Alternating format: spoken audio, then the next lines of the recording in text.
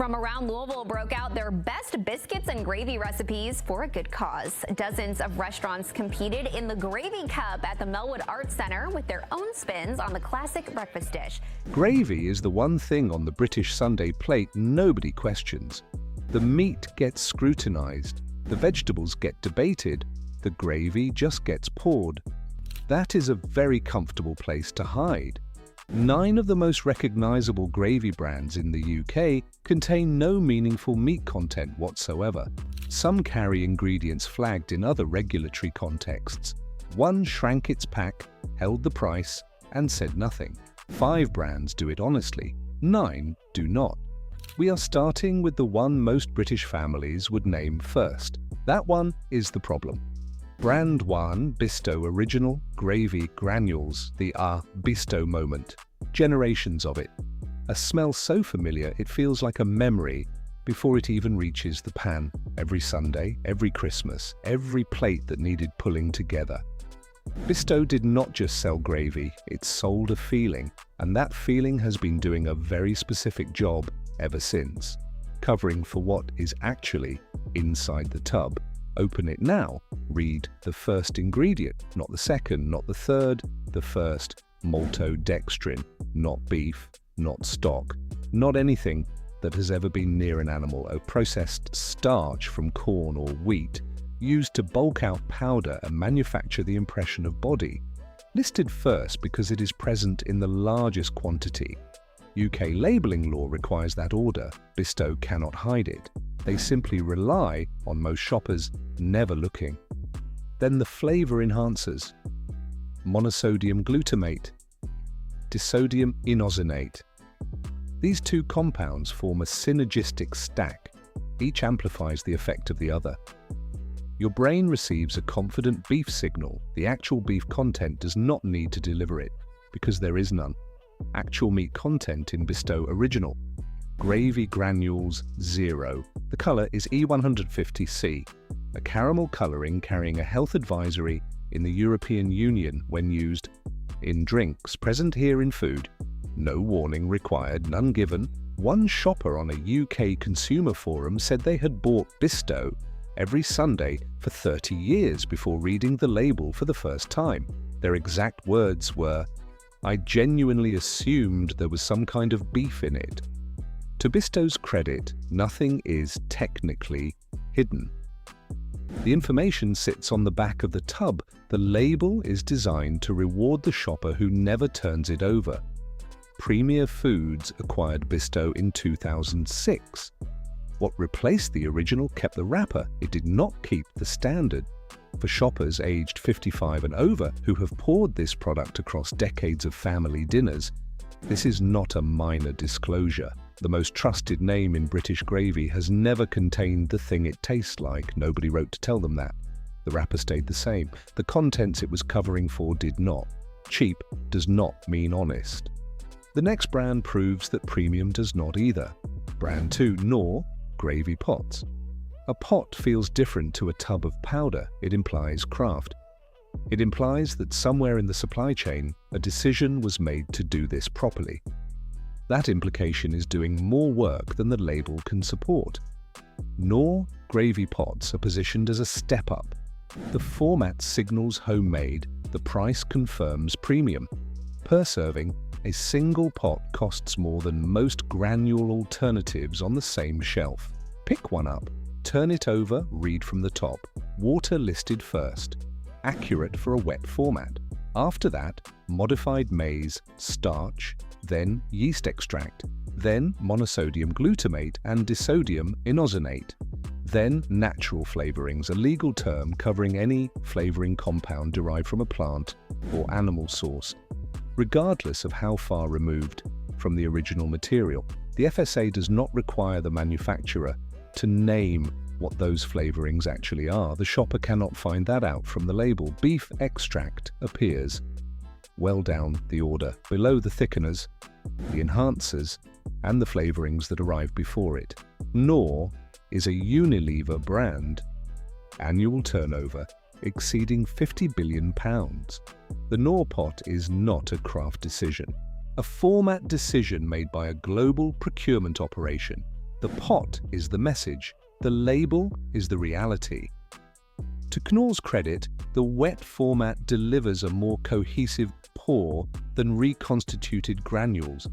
The texture in the pan is genuinely different. The ingredient architecture behind it is not. For health-conscious adults paying a premium to do better in this category, the pot format is the product. The label is the reality. Those two things are not the same purchase. A higher price is not a quality guarantee, it is a packaging decision. Remember that for every brand that follows. Still pouring without checking the label? Subscribe and we will keep reading the small print so you do not have to. Brand 3, OXO beef. Gravy cubes, the foil wrapper, the dark cube, the smell the moment it dissolves. OXO is not just a product, a fixture in British kitchens so old that most people stopped thinking about it decades ago. Not loyalty, invisibility. And invisibility is enormously useful if you are a manufacturer with something to cover for. Unwrap a cube, hold it, press gently with one finger. Notice how immediately it crumbles. Compacted salt, maltodextrin, and flavour chemistry held together under pressure. Nothing more. The label runs to over 15 components. Salt leads by weight. Beef extract arrives well below the flavour enhancers, below the yeast extract and below the palm oil. Monosodium glutamate present. So is disodium guanylate. Together they form a synergistic enhancer stack. Each compound amplifies the other. Your brain receives a strong beef signal. The beef content does not need to deliver it. One home cook on a UK food forum described switching away from OXO after decades of use. They said the smell when the cube dissolved had always felt like beef to them. Once they understood it was flavour chemistry, producing that smell they could not unfeel the difference. To OXO's credit, the cube format dissolves more evenly into pan juices than granules. The function is genuinely different. The ingredient architecture behind that function is not an improvement on what came before it. OXO was acquired by Premier Foods in 2006, the same group that owns Bisto, two of the most recognised names in British gravy. One owner, one ingredient philosophy applied across both. For millennial home cooks now feeding their own children, the discovery that this formulation has changed multiple times since the 90s lands differently. Not nostalgia. A gap between what they were fed and what they are now serving. The heritage is real. What it is being used to sell is not what built it. Brand 4. Morrison's The Best Beef Gravy. The Union Jack sits in the top left corner. Quietly, confidently, doing exactly the job it was placed there to do. British shoppers respond to that flag, not naively, not without reason. A genuine desire to support British farming, British sourcing, British supply chains. Morrison's understands this precisely. The flag is not a design accident, a commercial decision dressed as a values statement. Look at the back of the pack. Find the country of origin statement. Read it word by word. Under UK labelling law, British provenance branding requires only that a product be processed or packed in the United Kingdom. Primary ingredient origin does not have to match the flag on the front. The FSA sets the framework. Trading standards enforces it. The loophole sits exactly between the two. The Morrisons. The best range sits above the standard own label tier. Words like finest and best are entirely unregulated as quality descriptors. No independent standard sits behind either word. Any manufacturer can apply them without meeting a defined threshold. Maltodextrin in the formulation. Flavour enhancers present caramel colouring E150C, structurally the same architecture as the standard own label tier, sitting 2 shelves below at a meaningfully lower price. To Morrison's. The best's credit, the pack carries clearer nutritional information than the standard tier. The transparency is marginally better. The ingredients do not reflect the premium the packaging implies. For shoppers in rural communities with a direct connection to British farming, the flag carries genuine emotional weight. It is being asked to carry meaning the formulation cannot honestly support. The flag communicates a value. The back of the pack tells the other half of that story. Read both sides. The front is never the whole picture. Brand 5, Bisto Reduced Salt Gravy Granules, the green tub. A deliberate choice, a considered swap. The kind of careful decision a health-conscious shopper makes and quietly feels good about before the trolley has reached the next aisle. That feeling is carrying more weight than the product can justify. Reduced salt is a regulated claim in the United Kingdom. To qualify, the salt content must be at least 25% lower than the standard equivalent. That is the entire legal threshold. Clear it by a single percentage point, and the claim belongs to you. Place both tubs side by side if you can, the green and the original red. Read the lists in parallel, line by line. Maltodextrin leads both. The flavor enhancer stack sits in both. E150C caramel coloring in both. The additive architecture defining the original is replicated in full. A salt adjustment applied on top. A different color tub placed around it. The FSA traffic light system still shows amber for salt on the reduced salt variant, not green. Amber, a distinction the single word reduced on the front does not prepare any shopper for. One parent described buying the green tub every week for over a year, specifically for their children, before a health visitor pointed out that amber still indicated a high salt product. They said nobody in the supermarket had ever mentioned that. To Bisto's credit, the reduced salt variant represents a genuine, if modest, improvement. The claim is legally accurate. The salt content is measurably lower. The gap between what the claim implies and what it legally requires is the issue. For parents who made this swap for young children, the distance between the promise and the specification is significant. A child eating this several times a week is not eating a low-salt product, a lower salt version of one that was already high. Those are not the same thing. One word on the front, a precise legal definition on the back, not the same promise. Do the traffic lights on your food labels actually mean what you think they mean? Subscribe and we will decode the claims. The packaging relies on you misreading. Brand 6, Asda own label gravy granules, 49p. That number is doing everything: the shelf position, the implied value, the permission most shoppers give themselves to stop reading. At that price, scrutiny feels disproportionate, almost unkind. The scrutiny is exactly what it needs. The beef flavor here is entirely synthetic. No meat extract of any kind, no bone, no stock, nothing animal-derived contributing meaningfully to the flavor profile. Yeast extract, smoke flavoring, and a flavor enhancer stack doing the construction work. The brown color comes from E150C alone. The formulation is short. In most food investigation contexts, a short ingredient list is a positive signal. Here, the brevity reflects how few components are needed to engineer synthetic beef flavor at volume. A short list and a clean product are not the same thing. Consider the margin. Maltodextrin costs pennies per kilogram at commodity prices. Flavor enhancers procured at industrial scale. Caramel coloring among the cheapest food additives in the supply chain. The tub and the shelf position likely cost more per unit than the contents. One budget shopper on a UK grocery forum said reading the label properly for the first time felt like discovering the price gap was not covering a worse product, an entirely different category of product. To Asda's credit, the short formulation makes this product straightforward to interrogate. No compound ingredient hiding a secondary list inside a bracket. What you see is what is in the tub.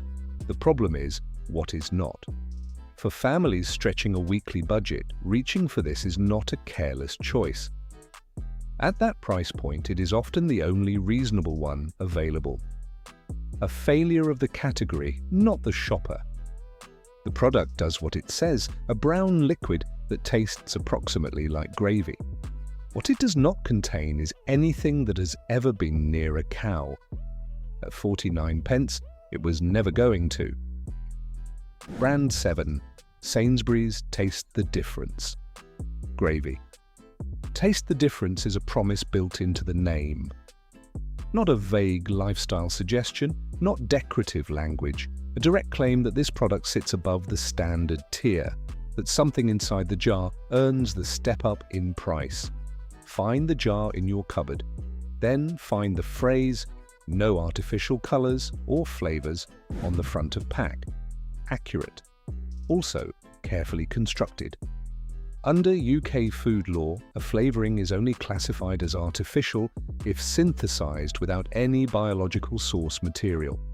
Yeast extract comes from yeast, biological in origin, therefore not artificial under the legal definition, regardless of the processing involved, present in this product. Functioning as a flavor enhancer throughout, natural flavorings sits on the back. That term covers any flavoring compound derived from a plant or animal source.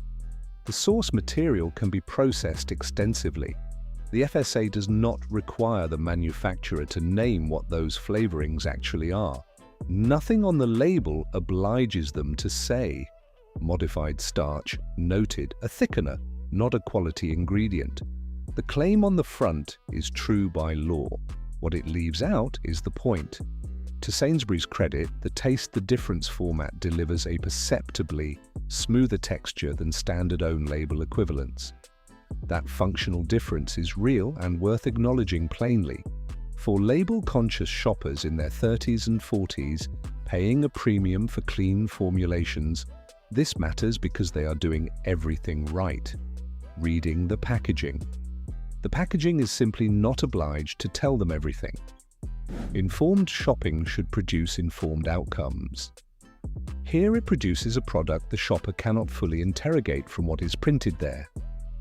No artificial flavors is a true statement. A complete one, it is not. Brand 8, Schwartz, gravy mix, same packet, same shelf position, same price, or so it appears. Pick up a Schwartz gravy mix packet, check the weight printed on the front, then try to remember what it said 2 years ago. Most shoppers cannot, not a memory failure, a design outcome. McCormick, the American corporation that owns Schwartz, reduced pack sizes across the gravy mix range between 2021 and 2023. Price per pack remained effectively unchanged, weight down, price unmoved. The packaging stayed close enough to its previous version that the reduction did not register at the shelf. This practice has a name, shrinkflation. Schwartz gravy mix appeared in documented examples cited by consumer advocacy groups during that period. A separate concern sits in the formulation. Flavor enhancers including monosodium glutamate throughout, modified starch as the primary thickener, actual meat-derived content minimal and well down the order. Look at the price per 100 grams on the shelf label beneath the packet. Not the packet price, the unit price. That number will tell you everything the packet does not. One retired shopper on a UK consumer site described noticing their monthly grocery spend creeping upward without explanation. They traced part of it back to unit price increases across several Schwartz products. The packets looked identical. The weight inside did not match what they remembered. To Schwartz's credit, the flavor delivery across the mix range is consistent and reliable. The blend performs predictably in the pan. That functional consistency is genuinely useful for home cooks who depend on repeatable results. For households on fixed incomes who track every grocery penny, shrinkflation is a specific and invisible tax. Last year's shop does not translate accurately to this year's costs. More spent, nothing announced. The packet looks familiar. Familiarity is precisely what that relies on. A brand that changed what it sells without changing what it charges. What follows changed something far harder to track. Brand 9, Maggi Gravy Mix, independent, specialist. A different kind of brand. That is the impression Maggi carries in the UK supermarket aisle. Not a mass market British staple, not a supermarket own label. something that feels like it arrived from a different place with different priorities behind it. Check the small print on any Maggi product in your kitchen, work around the logo, find the corporate owner, Nestlé. Not a footnote.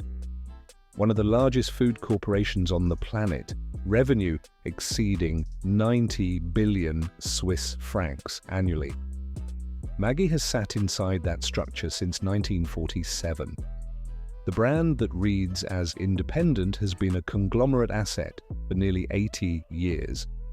Corporate ownership is not itself a quality argument.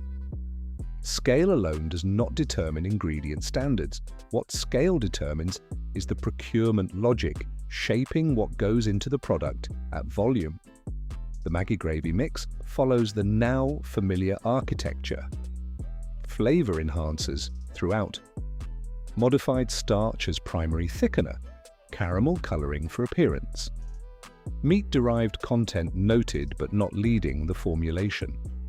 In 2015, Nestlé's Maggi noodle product was withdrawn across India after lead levels exceeding permitted limits were found.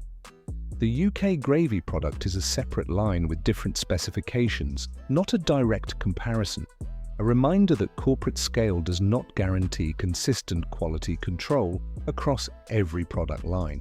For shoppers who chose this as a deliberate step away from supermarket-owned label, believing a different brand meant a different standard, that assumption is worth examining before the next shop. The brand feels like one thing, the ownership structure behind it is another entirely, and that is the last of the 9. What comes next is the part most food investigation videos never get to. Go and check your cupboard right now. The chances are significant that what is on that shelf is one of the 9 brands in this video. Not bad luck. A category built on maltodextrin, flavor chemistry, and caramel coloring across 9 different labels at 9 different price points. One industrial logic: the shopper was never careless, the aisle was never designed to make the honest choice visible. Read the first 3 ingredients on whatever is in that cupboard. Drop what you find in the comments below. 5 brands chose differently. Here is what that looks like. Safe pick 1. Waitrose cooks ingredients. Beef stock, gravy. Open the jar before it hits the pan. The color is darker than anything a granule product produces. Not the uniform vivid brown of E150C. Something quieter, less consistent. Actual reduction rather than a coloring agent assigned to do that work. Pour a small amount onto a white plate. Watch how it moves. No gluey drag, no artificial viscosity. It runs like a proper reduction should.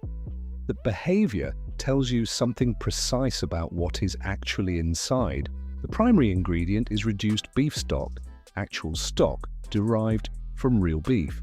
Natural proteins handle the consistency. No thickener required.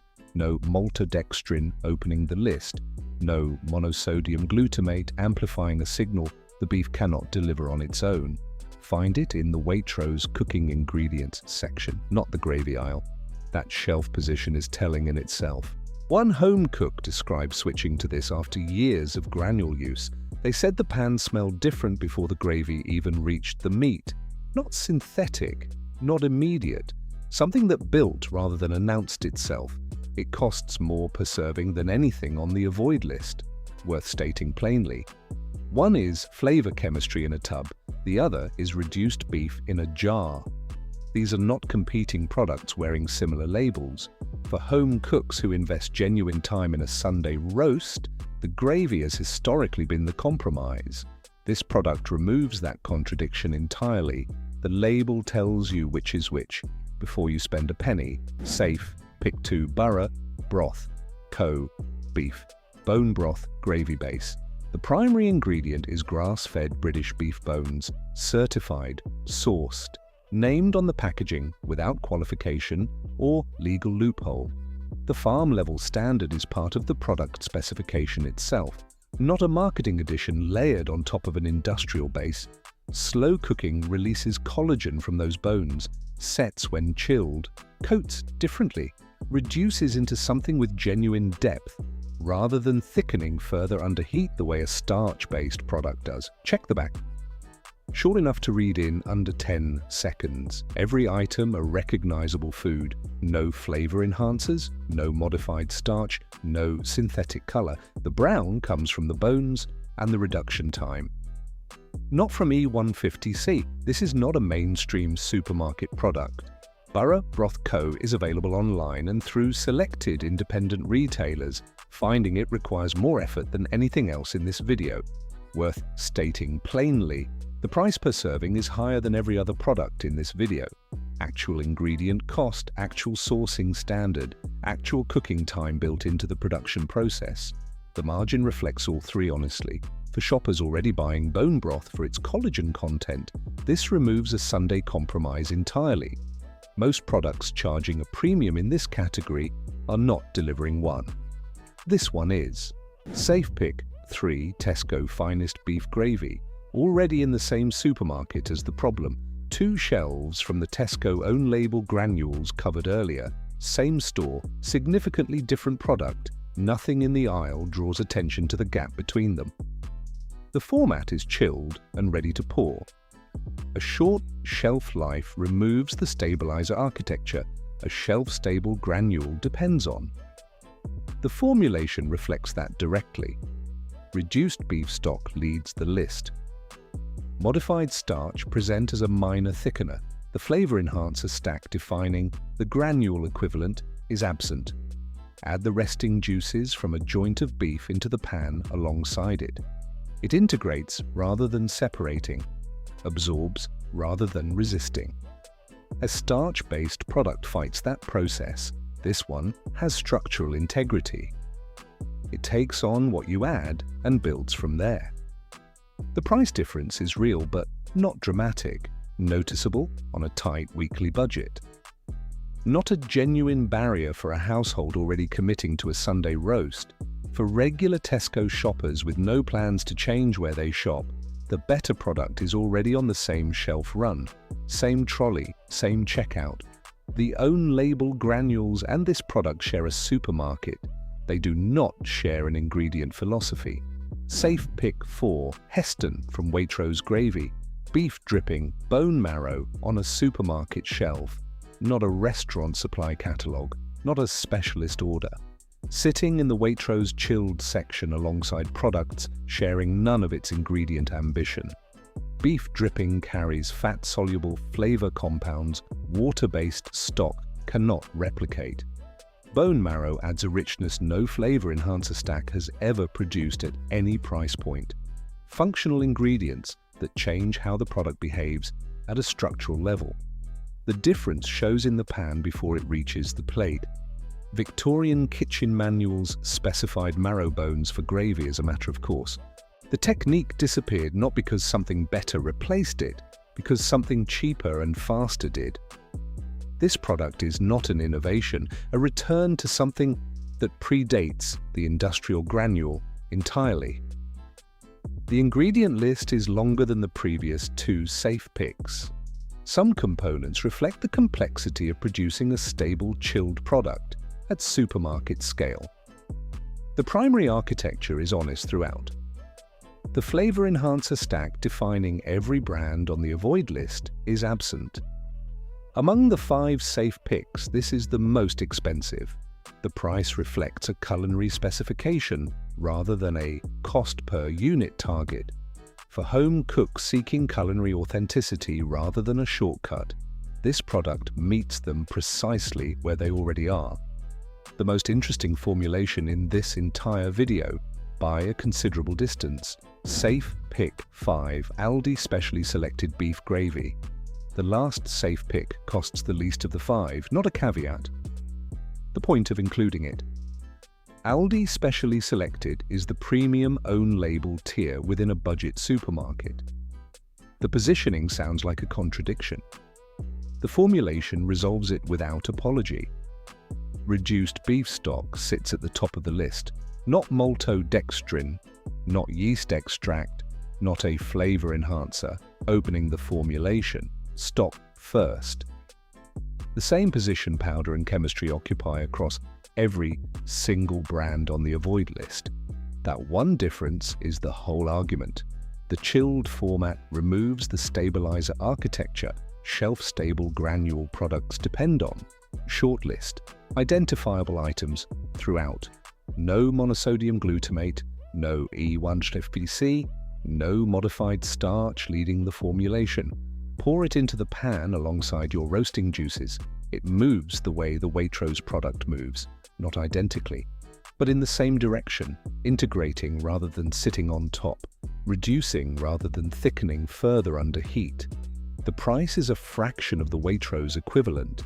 The behavior in the pan is recognizably from the same category of product. Availability varies. Aldi operates a rotating specialty range. When it is there, knowing what you are looking at matters. Check the chilled section. Check the unit price. Check the first ingredient. For households who assumed doing better meant a significantly higher spend, this is the direct answer. The gap is smaller than most shoppers expect. The category spent decades suggesting the choice was between cheap and good. It was never a true choice. It was a shelf layout. Bisto, feeling over substance. Knorr, premium packaging. Standard contents, OXO. Heritage concealing reformulation. Morrison's, a flag doing too much work. Bisto, reduced salt. One word. Incomplete promise. Asda, no cow involved. Sainsbury's, true claim. Incomplete picture. Schwartz, same packet, less inside. Maggi, independent branding. Conglomerate reality. One industrial logic. 9 labels, one consistent outcome. 5 brands put stock first. Honestly enough that the first ingredient reflects what you are actually pouring. Read the first 3 ingredients on any gravy product. If none are recognizable food, the rest is marketing. Is the first ingredient from an animal? Does the price reflect contents or packaging? Do you know who actually owns that brand? Share this with the person in your household who pours without reading. They deserve to know what is in the tub. What is the first ingredient on the gravy in your cupboard right now? Drop it below. Curious what else is hiding on that shelf. Subscribe and we will keep reading the labels, the packaging hopes you never reach. The same logic is hiding in your stock cubes. That investigation is next.